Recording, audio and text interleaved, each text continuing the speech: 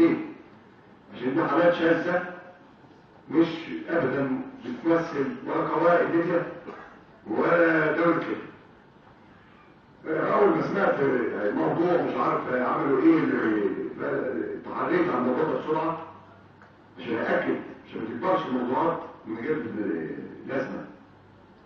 فلقيت ان في سواق عربيه لا حصل مشكله داخليه بينه وبين شخص اخر في ليبيا، وحصل خناقه وعملوا معاه موقف، وده كانت حاجه فرديه.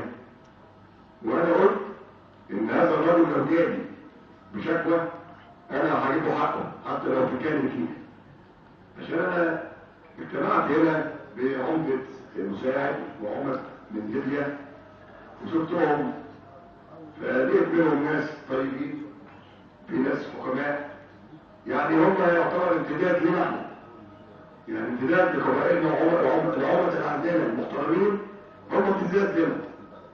عشان كده انا متاكد انا بعد ما كلمت ووجهت لهم هذه الرساله لقيتهم اتصلوا بالعمد اللي عندنا، بالرغم ان انا قلت وزاره الخارجيه هتبدا تدفع مندوب من عندها وتعمل مطالب حتى من مطالبنا لوزاره الخارجيه.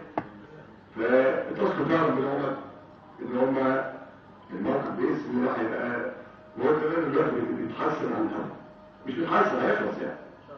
فده موقف سلوم، وتعرفوا ان اي حاجه مش ازمات، بدل احنا بنتعامل مع الشعب. يعني الدولة على ما بنلاقي المواقف بنبدأ نقول للدولة بس، وبنقول لها برضه احنا جارتنا دولة عربية واحنا لازم نبقى جنبها في المحنة اللي هي فيها. فربنا يوفق بإذن الله. شكرا.